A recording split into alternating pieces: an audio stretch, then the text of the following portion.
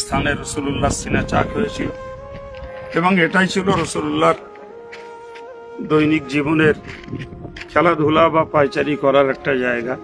আসসালামু আলাইকুম ওয়া রাহমাতুল্লাহি ওয়া বারাকাতুহু। সুপ্রিয় মুসলিম ভাই বোনেরা, প্রিয় দেশবাসী, আমরা এই মুহূর্তে দাঁড়িয়ে আছি, আমাদের বাম সাইডটা দেখছেন একটা এরিয়া জুড়ে কাঁটা তার দিয়ে ঘেরা। এরই নিচু অংশটার কোনো এক স্থানে রাসূলুল্লাহ সিনা চাক হয়েছিল এবং এটাই ছিল রাসূলুল্লাহর দৈনিক জীবনের খেলাধুলা বা পায়চারি করার একটা জায়গা। দেশের অজ্ঞ মানুষেরা যারা আসতে চেষ্টা করে বা আসে, আমরা এসছি অল্প কিছু সংখ্যক 20-30 জন লোক রয়েছে দেখছি। তো এই মানুষগুলো জায়গা খোলা থাকলে এখানকার মাটি নিয়ে চলে যেত, যার জন্য সৌদি সরকার এখন কাঁটা তার দিয়ে ঘিরে দিয়েছে। এর ভিতরে আর ঢোকার সম্ভাবনা নেই, কোনো অবস্থাতেই ঢুকতে চেষ্টা করলেও পারা যায় না।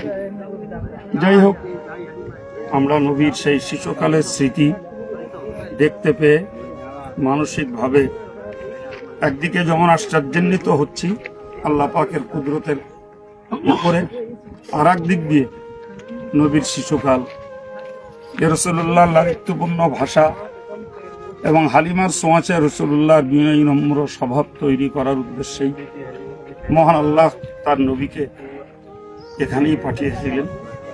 রাসূলুল্লাহর শিশুকাল এখানেই কেটেছিল, যা মক্কা থেকে 190 কিলোমিটার বর্তমান রোড অনুযায়ী।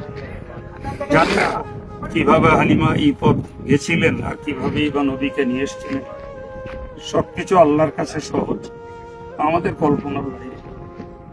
যাই হোক, আল্লাহ পাক আমাদেরকে এই জায়গা দেখার তৌফিক দিয়েছেন। এর প্রতি আমাদের বিনীত হৃদয়কে আল্লাহ পাক আকৃষ্ট রাখেন। যেমন হালিমার প্রতি আমাদের শ্রদ্ধা নিবেদন, আর বংশ পুত্র বনু সাদের প্রতি আমাদের তোমার অন্তর নিংড়ানো দোয়া।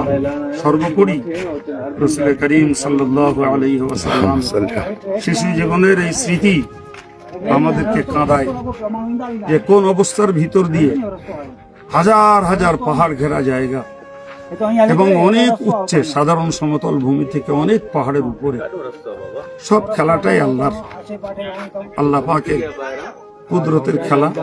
বান্দা কিছুই বুঝে না, বান্দা শুধু চোখে দেখে মাত্র, কিন্তু মূল রহস্য আল্লাহ পাকের কাছে। আল্লাহ পাক তার নবীকে এখান থেকেই প্রতিপালন করে নিয়ে বিশ্ব শান্তির শ্রেষ্ঠ অগ্রদূত এবং মানব দানবের ক্রেতা হিসাবে আল্লাহ পাক তাকে নির্বাচন করেছেন। তিনি ইহকালে শান্তি প্রতিষ্ঠা করে আজ কবরে তিনি হায়াতুন নবী, পরকালে তার ওসিলাতে ঈমানওয়ালারা আল্লাহ পাকের খাস রহমতে নবী পাকের মিনতিতে নাজাত পাবেন, এই আশা পোষণ করে, এই আশা রেখে আমরা আমাদের এই ভিডিও প্রোগ্রাম থেকে বিদায় নিচ্ছি। দোয়া করছি স্বদেশবাসীর জন্য, আর আমরা দোয়া কামনা করছি আল্লাহ একেবারে দোয়ার ভিতর দিয়ে আমাদের হৃদয়ে নবীর স্মৃতি বিজড়িত এই জায়গার প্রতি মহব্বত, নবীর আদর্শের প্রতি আমাদেরকে আদর্শিত করে তোলেন এবং সকল ইমানদার মুসলমানকে প্রকৃতপক্ষে ইতিহাসের বিষয়কে স্মরণ করে বাস্তব জীবনে রূপায়ণ করার এবং নবী পাকের তরিকার পূর্ণ গোলামি করার তৌফিক আল্লাহ আমাদেরকে নসিব করেন। আমিন। আসসালামু আলাইকুম ওয়া রাহমাতুল্লাহি ওয়া বারাকাতুহু।